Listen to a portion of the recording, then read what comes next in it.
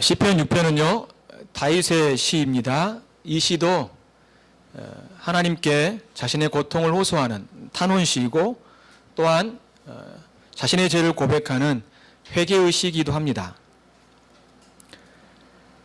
하지만 시인은요 하나님께서 자신의 기도를 응답하실 것을 확신하면서 기도를 마칩니다. 사실 어떤 상황에서 이 시를 썼는지 우리가 알 수 없습니다. 그렇지만 대개는 아마도 시편 51편처럼 밧세바를 범한 후에 지은 시라고 생각을 합니다. 본문은 세 단락으로 나눌 수 있는데요. 첫 번째, 고통의 호소에 대한 내용이 담겨 있고요. 이 부분은 시편 6편 전체 속에 나오게 됩니다. 그리고 기도 응답에 대한 이유를 4절과 5절에서 제시하고 있고 마지막 8절, 10절까지는 회복에 대한 확신을 담고 있습니다. 첫 번째 단락을 한번 살펴보죠. 시인은 고통을 호소하는데요. 여러분이 읽었다시피 네 가지의 면에서 이야기를 하고 있습니다. 그는 죄로 인한 하나님의 징계에 따른 고통, 또한 하나님의 징계로 인한 그의 몸과 영혼의 고통, 또 하나님의 부재로 인한 그의 고통, 또한 대적자들의 악행으로 인한 고통, 이 네 가지의 면을 이 시 속에 담고 있습니다. 1절에 보면 여호와여 주의 분노로 나를 책망하지 마옵시며 주의 진노로 나를 징계하지 마옵소서라고 기도합니다. 이것은 자신의 죄에 따른 하나님의 그런 징계를 그가 느끼면서 고통을 호소하고 있는 것이죠. 이 호소는요, 그가 하나님께 죄를 지었고 그로 인한 고통을 하나님의 징계로 이해하고 있는 것입니다. 물론 그가 하나님께 어떠한 죄를 지었는지 알 수는 없습니다. 그렇지만 시인은 자신이 지은 죄에 대하여 하나님의 진노, 하나님의 노여움을 거두어 가시도록 간절하게 기도하고 있습니다. 또한 하나님의 징계로 인한 몸의 질병과 또한 영혼의 고통을 그가 하나님께 호소하고 있죠. 2절과 3절 보면요. 여호와여 내가 수척하였사오니 내게 은혜를 베푸소서. 여호와여 나의 뼈가 떨리오니 나를 고치소서. 나의 영혼도 매우 떨리나이다. 여호와여 어느 때까지일까? 라고 말을 합니다. 시인은 몸이 쇠약해지고 그의 뼈가 쑤신다고 하면서 몸의 질병을 하나님께 고쳐달라고 기도를 합니다. 이런 육체뿐만 아니라 그의 영혼도 매우 고통스럽다고 호소하죠. 나의 영혼도 매우 떨리나이다. 그리고 여호와께 언제까지 기다려야 하는지 묻기까지 합니다. 그것은 그의 고통이 매우 컸기 때문이죠. 1절부터 3절까지를 종합해 보면 시인은 그의 몸과 영혼의 고통을 죄로 인한 하나님의 징계로 이해했습니다. 그래서 이러한 징계를 거두어 가시고 또한 자신의 질병을 고쳐달라고 하나님께 호소하고 있습니다. 또한 4절에서는 여호와께 돌아와 나의 영혼을 건지시며 주의 사랑으로 나를 구원하여 달라고 기도하죠. 여호와여 돌아오소서라고 기도하고 있는 것입니다. 시인은 하나님의 징계를 하나님께서 자신을 떠난 것으로 이해한 것 같습니다. 아마도 그는 이런 질병과 몸의 질병과 영혼의 고통보다도 하나님의 자신을 떠난 것에 대한 그 고통이 무엇보다도 컸을 것입니다. 왜냐하면 하나님이 자신을 떠나게 되면 모든 회복에 대한 소망을 가질 수 없기 때문입니다. 그래서 그는 무엇보다도 여호와께 돌아와 달라고 하면서 회복에 대한 간구를 간절하게 하고 있습니다. 네 번째는 뭐냐면 8절부터 10절까지 나오게 되는데요. 악을 행하는 너희는 이제 원수를 향해서 말을 하고 있죠. 또한 9절에서 보게 되면 하나님께서 내 간구를 들으셨다라고 말을 하고요. 10절에서는 내 모든 원수들이 부끄러움을 당하고 심히 떨미라고 말하면서 자신을 향하여서 원수가 큰 고통을 가져줬다는 것을 이야기해 놓고 있습니다. 특별히 7절에서는요. 내 눈이 근심으로 말미암아 쇠약하며 내 모든 대적으로 말미암아 어두워졌다라고 말을 하고 있습니다. 그러니까 그는 원수 때문에 그를 괴롭히고 힘들게 하는 그런 대적 때문에 그의 시력이 나빠질 정도로 굉장히 큰 고통 가운데 있는 것을 말해주고 있는 것입니다. 심지어 6절에서는요, 그의 고통이 얼마나 큰지를 이렇게 이야기합니다. 같이 한번 읽어볼까요? 시작. 내가 탄식함으로 피곤하여 밤마다 눈물로 내 침상을 띄우며 내 요를 적시나이다. 그는 죄로 인한 하나님의 징계에 따른 고통과 또 하나님의 징계로 인한 몸과 영혼에 대한 고통, 또 하나님의 자신을 떠나 있을 것이라 하는 그런 영적인 고통과 또한 대적자들의 악행으로 인한 그 고통을 그는 침상에서 겪고 있는 것들을 묘사해 놓고 있습니다. 나는 탄식만 하다가 지치고 말았습니다. 밤마다 짖는 눈물로 침상을 띄우며 내 잠자리를 적십니다라고 말을 하고 있습니다. 그의 고통이 얼마나 컸는지를 좀 과장되어 설명해 놓고 있죠. 그의 침상이 눈물로 다 적셨다라고 이야기를 하고 있습니다. 참으로 그가 밤중에 누워 있으면서 그의 고통을 헤아리면서 얼마나 컸는지를 묘사해 놓고 있죠. 그의 탄식과 슬픔이 너무나 컸음을 말을 해주고 있습니다. 그러면서요, 시인은 하나님께서 자신의 기도를 응답하셔야 되는 두 가지 이유를 제시합니다. 첫 번째는 4절을 보십시오. 여호와여 돌아와 나의 영혼을 건지시며 주의 사랑으로 나를 구원하소서라고 말을 합니다. 주의 사랑의 근거를 대고 있죠. 여기서 사랑은 여러분이 익히 알고 있는 단어입니다. 구약에서 우리가 헤세드라는 말을 많이 쓰죠.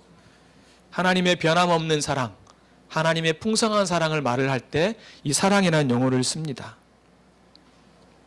그는 하나님의 이러한 놀라운 사랑을 기억하고 그 사랑을 의지하여서 자신의 이러한 처지를 회복시켜달라고 기도를 하고 있는 것입니다. 이것은 하나님의 그 성품을 근거로 해서 그가 기도하고 있는 거죠. 또한 5절에서는 이렇게 이야기합니다. 사망 중에서는 주를 기억함이 없사오니 수월에서 주께 감사할 자 누구리까? 이 5절은 대꾸법이죠. 병행법이라고도 하는데요. 이 수월이란 말은 그냥 사망 혹은 무덤이라고 생각하면 될 것 같습니다. 죽은 자가 가는 곳. 이제 그가 죽게 되어지면 하나님을 찬양하고 하나님께 감사할 수 없지 않냐라 하면서 그 근거를 가지고 그가 하나님께 기도를 하고 있는 것입니다. 사실은 이 부분은 두 가지로 이해할 수 있는데요. 만약 자신이 질병으로 죽는다면 병에서 자신을 치료하신 하나님께 찬양할 수 없지 않습니까? 하나님께서 그를 구원했다라고 정말로 사람들에게 알리고 선포하기로 원하신다면 저를 구원해 주시옵소서라고 기도하는 그런 면이라고 할 수도 있고요.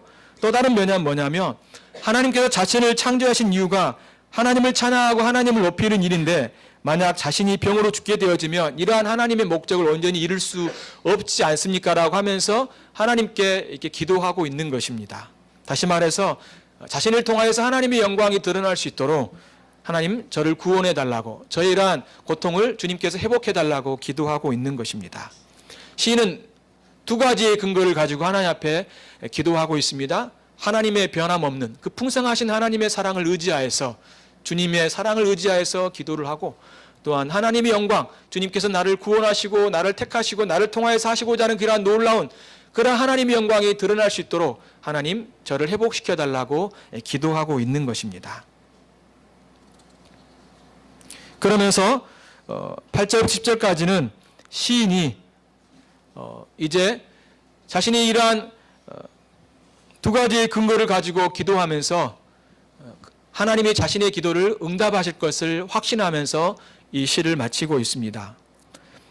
악을 행하는 너희는 다 나를 떠나라. 여호와께서 내 울음소리를 들으셨도다. 들으셨다는 거죠. 여호와께서 내 간구를 들으셨으며 그가 기도를 했는데 그 기도를 주님이 들으셨다라고 말을 하고 있습니다. 또한 여호와께서 내 기도를 받으시리로다라고 그가 확신을 가지고 이야기하고 있죠. 그러면서 원수를 향하여서 내 모든 원수들이 부끄러움을 당하고 심히 떨미요 갑자기 부끄러워 물러가리로다라고 하면서 그가 하나님이 자신의 기도를 응답하실 것을 확신하면서 이제 기도를 마무리하고 있음을 볼 수 있습니다. 처음에는 그가 어떻게 기도했습니까? 자신의 그 고통을 주님께 호소를 했죠. 그렇지만 그가 하나님 앞에 두 가지의 근거를 가지고 기도하면서 주님께 은혜를 구하였습니다.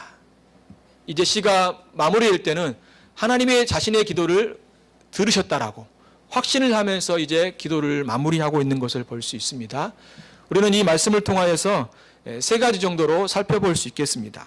첫 번째요, 우리가 고통 중에 주님께 기도해야 된다는 것이죠. 사실 심한 고통은요, 우리의 기도를 멈추게 합니다. 고통은 하나님께 나아가는 것을 때로는 좌절시키기도 하죠. 하지만 우리는 하나님께 우리의 고통을 낱낱이 호소해야 됩니다. 하지만 먼저 기억해야 될 것은 고통을 호소하지만 고통의 해결에 앞서 자신을 돌아보는 기도가 먼저 선행돼야 된다는 것입니다. 모든 병과 고통이 죄의 원인이 아니지만 죄를 돌아보고 또 자신의 삶을 돌아보는 기도가 먼저 돼야 된다는 것입니다. 죄를 짓고 자신의 삶에 어려움을 겪을 때 우리는 하나님과 자신의 관계를 못 봐도 살펴볼 필요가 있습니다. 우리는 그러한 시간들을 통하여서 우리의 영혼이 새롭게 되어지는 거죠. 하나님과 관계를 회복하고 또한 자신의 문제를 하나님의 말씀으로 볼 때 참으로 하나님을 향한 또 내 자신이 어떻게 하나님을 섬겨야 될지를 생각하고 또한 하나님의 뜻과 우리 자신들을 볼 수 있는 그런 놀라운 계기가 되는 것입니다. 그러므로 신자의 고통은 고통으로 멈추는 것이 아니라 단순히 호소로 끝나는 것이 아니라 하나님과의 관계의 회복, 또 하나님과 자신의 관계 속에서 자신을 돌아보면서 어떻게 하나님께 나아가야 될지를 살펴보는 시간이 돼야 된다는 것을 우리에게 가르쳐 주고 있습니다. 또한 두 번째는 우리가 기도할 때 무작정 기도하기보다 분명하게 두 가지 근거를 가지고 그 이유를 가지고 기도해야 될 것을 우리에게 가르쳐 줍니다. 하나님께 나아갈 때 우리는 그의 사랑을 의지해야 됩니다. 고통 중에 기도할 때 더욱 그렇습니다. 다시 말해서 그리스도의 십자가의 공로를 의지해야 된다는 것입니다. 우리를 위해서 흘리신 그 피를 의지하고 우리를 의롭다 하시기 위하여서 부활하신 그의 살아나심, 죽음과 부활을 붙들고 하나님 앞에 나아가는 것이 무엇보다도 필요하다는 것입니다. 우리는 하나님의 사랑 때문에 기도할 수 있고 그의 사랑이 바로 우리가 하나님 앞에 나아가는 기도의 디딤돌이 될 수 있는 것입니다. 또한 우리는 기도할 때 하나님의 영광을 근거로 기도할 수 있어야 됩니다. 우리를 향한 인생의 목적을 의지해서 기도할 수 있습니다. 고통의 회복을 통해서 우리는 하나님께 감사할 수 있고 이를 통해서 하나님께 영광을 받으시도록 기도해야 되는 것이죠. 우리 이러한 실제적인 이유로 하나님께 기도할 수 있습니다. 그러므로 여러분이 기도할 때마다 무조건 하나님께 이것을 들어주시고 응답해 주십사라고 기도하기보다 참으로 여러분 자신들을 하나님 앞에 돌아보고 또 그 기도할 때 그러한 하나님의 이 성품 또한 그 하나님의 영광을 의지하면서 여러분들이 하나님 앞에 기도해야 되는 것입니다. 이것이 바로 하나님 앞에 나아가는 그런 기도의 방법들인 것이죠. 마지막으로 우리가 기도할 때 못 봐도 확신을 가지고 기도해야 된다는 것입니다. 우리는 기도할 때 하나님께서 나의 기도를 들어주실까 하는 의문감을 갖습니다. 어쩌면 기도는 하긴 하지만 정말로 이 기도가 응답될 것인가? 라는 어떤 그런 생각들 혹은 염려를 가지고 기도할 때가 많이 있다는 거죠. 사실 우리는 기도하지만 기도에 대한 확신을 가지고 기도하지 못하는 경우들이 너무 많습니다. 아마도 우리는 기도는 해야겠다는 의무감은 갖지만 우리 안에 어떤 연약함 때문에 혹시 죄 때문에 아니면 내 안에 있는 그런 믿음의 연약함 때문에 아니면 고통이 너무 크기 때문에 또한 하나님께서 자신으로부터 멀리 계신다는 그런 어떤 생각들 때문에 온전히 하나님 앞에 확신을 가지고 기도하지 못하는 경향들이 많이 있는 것을 볼 수 있습니다. 하지만 자신의 죄를 고백하고 하나님의 사랑과 그의 영광을 의지하여 기도한다면 하나님은 우리의 기도를 반드시 응답하신다는 겁니다. 여러분 보십시오. 이 시인이 어떻게 이렇게 기도가 응답되었다고 또 하나님께서 자신의 기도를 들으실 거라고 확신하고 있습니까? 그것은 하나님께서 그를 사랑하시고 또한 하나님께서 그의 백성들을 보호하시고 또한 구원해 가시는 놀라운 하나님의 신실한 사랑 때문인 것을 볼 수 있습니다. 그는 하나님의 계획과 하나님의 뜻을 무엇보다도 잘 알았기 때문에 그렇습니다. 그래서 요한일서 5장 14절 보면 그를 향하여 우리가 가진 바 담대한 것이 이것이니 그의 뜻대로 무엇을 구하면 들으심이라고 말씀해 주고 있습니다. 우리가 무엇이든지 구하는 바를 들으신 줄 안즉 우리가 그에게 구한 그것을 얻은 줄 또한 안다라고 말을 하고 있죠. 우리가 하나님의 뜻대로 구하면 주님께서 우리의 기도를 들으시고 또한 우리도 주님이 우리의 기도를 들으신다는 것을 안다라고 그가 고백하고 있습니다. 여러분은 기도할 때 정말로 하나님께서 내 기도를 들으실 거라는 응답을 갖습니까? 그런데 우리는 여러분 이런 생각들을 많이 하는 것 같아요. 내가 원하고 내가 바라는 것들을 구하면 하나님이 내 기도를 들어주실 거라는 생각들을 갖죠. 그리고 더 많은 것들을 기도하고 또 내가 수고를 하고 땀을 흘리고 기도를 쌓으면 하나님께서 나의 기도를 들어주실 거라는 생각들을 갖습니다. 근데 여러분 그거보다 더 먼저인 건 뭐냐면요, 우리가 하나님의 뜻대로 기도해야 한다는 것입니다. 다시 말해서 성경에서 말씀하시는 그 하나님의 놀라운 계획과 또 그 하나님의 뜻과 그분이 우리를 향하신 그런 말씀하신 것들을 붙들고 우리가 무엇보다도 기도해야 한다는 것입니다. 시인은 왜 이러한 확신을 가졌을까요? 앞서도 이야기한 것처럼 하나님이 그를 사랑하시고 하나님이 자신을 택하셨고 또한 악한 자로부터 자신을 보호하실 거라는 확신을 그가 가졌기 때문이죠. 그래서 그는 담대하게 그 뜻을 따라서 하나님 앞에 간절히 기도하는 것입니다. 또한 자신의 죄를 주님께 고백하고 그러면 주님이 자신의 죄를 용서해 주시고 또 하나님께 자신을 회복시켜 주실 거라는 그런 확신을 가졌기 때문에 자기 안에는 확신이 아니라 객관적인 하나님의 말씀, 그 객관적인 하나님의 말씀을 자기가 붙드는 주관적인 확신을 가짐을 통하여서 그가 하나님이 자신의 기도를 응답하실 거란 마음을 가지고 이렇게 고백할 수 있었다는 것입니다. 다윗은 우리에게 뭘 가르쳐주고 있습니까? 신자들이 하나님 앞에 기도할 때 너희들도 이런 확신을 가지고 기도하는 것이 참으로 주님 앞에서 바른 삶의 모습이라는 것을 우리에게 보여주고 있는 것입니다.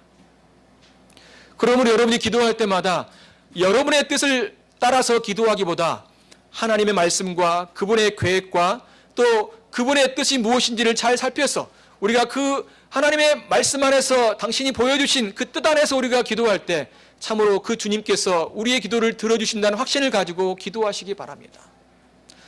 여러분, 주님이 이렇게 말씀하셨다라면 우리는 그 말씀을 가지고 기도하다라면 그거보다 더 큰 확신이 어디 있겠습니까? 왜 우리가 확신을 갖지 못하고 기도하냐면 내 생각이 너무나 강하고 내 뜻이 강하기 때문에 그런 것입니다. 그런데 주님의 뜻이 이것이고 주님이 우리에게 보여주신 계획이 이것이다라면 이것을 가지고 간절히 기도한다라면 주님께서 말씀하셨기 때문에 반드시 그것은 이루어지고 주님께서 역사하신다는 것입니다. 물론 그때가 또 우리가 바라고 원하는 때가 되지 않을지라도 주님은 반드시 그가 말씀하신 것을 이루시는 신실하신 하나님이라는 것을 우리가 의지하고 기도해야 된다는 것입니다. 그러므로 여러분 우리의 기도는요, 또한 우리가 기도할 때 확신을 가진 것은 나의 뜻을 이루는 확신이 아니라 그의 뜻을, 그의 계획을, 그의 마음을, 그의 생각을 이루는 확신을 가지고 우리가 기도하는 것이 기도의 바른 태도인 것을 우리에게 보여주고 있습니다. 여러분 죄 가운데 있습니까? 질병 중에 있습니까? 하나님께서 뭘 있다고 생각이 드십니까? 아니면 여러분을 공격하는 자들이 많습니까? 하나님께 나아가 여러분의 고통을 호소하십시오. 그리고 여러분 자신을 돌아보는 기회로 삼으시기 바랍니다. 그리고 자신이 어떠함이 아니라 하나님의 사랑과 그의 영광을 근거로 기도하십시오.